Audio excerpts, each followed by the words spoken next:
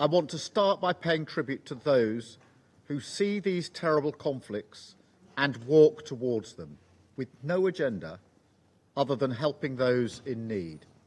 The UN and the ICRC have both lost staff this month in Gaza, Lebanon and Donetsk. More than 200 aid workers have been killed so far this year, including British citizens. Their humanity should illuminate the work of this Council, because we have heard again today just how dire the situation has become.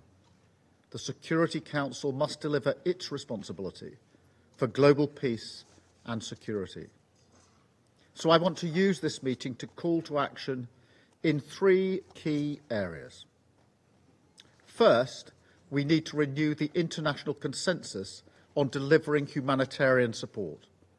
This should be a bare minimum, yet too often we're falling short. We must address the situation in Gaza. The 7th of October was the bloodiest day for the Jewish people since the Holocaust. I utterly condemn the terrorist actions of Hamas. The ordeal of the hostages and their loved ones continues almost a year later. 6 of them were killed in cold blood just a few weeks ago. So I say again, let the hostages go. And we must face up to the humanitarian catastrophe in Gaza that continues to deepen by the day. Israel must grant humanitarian access to civilians in line with its obligations under international humanitarian law. There can be no more excuses.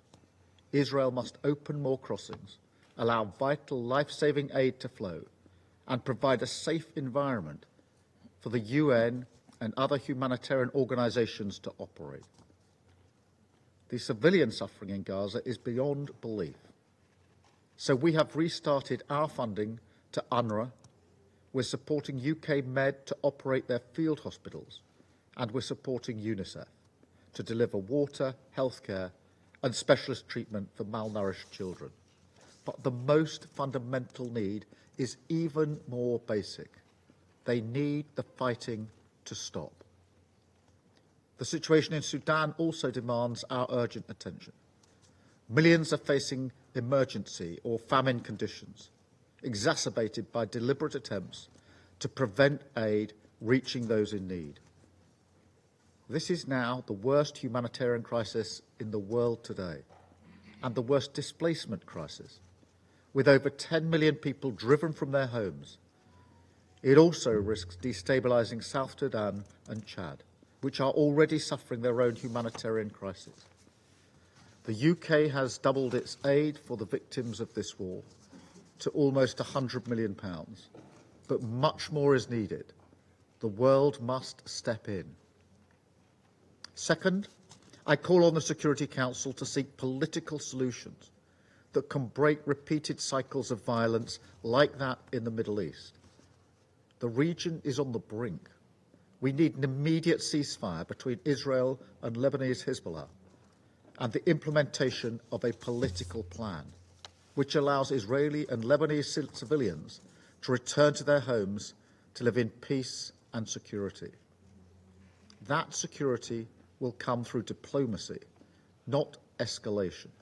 There is no military solution here, nor is there a military-only solution to the conflict in Gaza.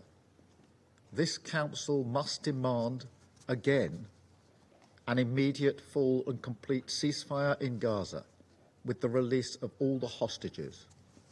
We need a political route to that agreement which provides a bridge to a better future, a credible and irreversible path towards a viable Palestinian state alongside a safe and secure state of Israel. That is the only way to provide security and justice for both Israelis and Palestinians. In June, the UK brought a resolution to this Council on the war in Sudan, calling for both parties to commit to a ceasefire. I repeat that call today. The warring parties must engage in ceasefire talks. We support the Secretary-General's envoy in his efforts towards peace. We must keep working to bring this war to an end, and we must ensure that those responsible for committing atrocities are held accountable. And this leads me to my third and final point. We must ensure accountability for those violating the UN Charter, and this Council must recommit to the values it sets out. Now, this should go without saying.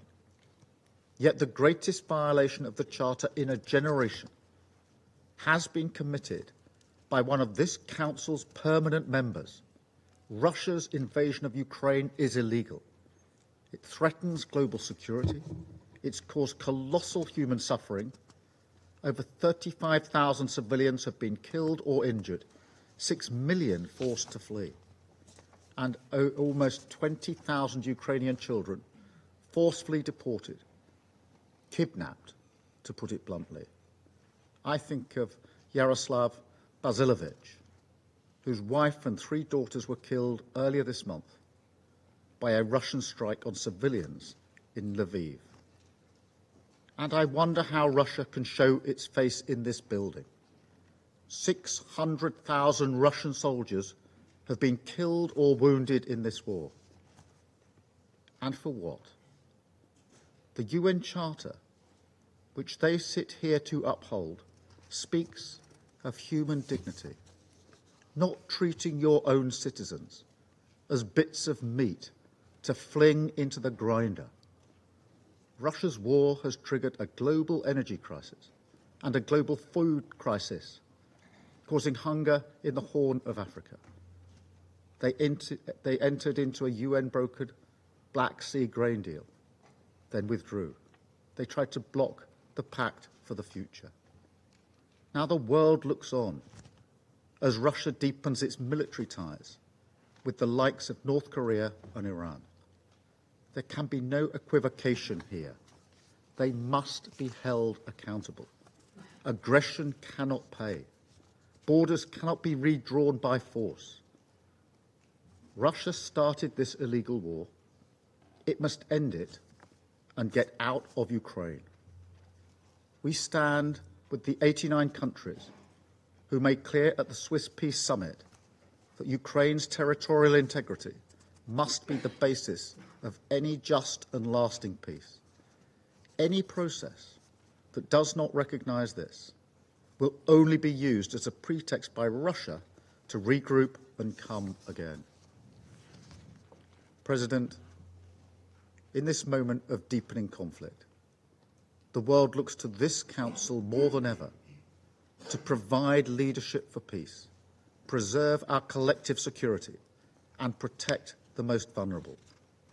The United Kingdom will always play its full part in fulfilling that responsibility. Thank you.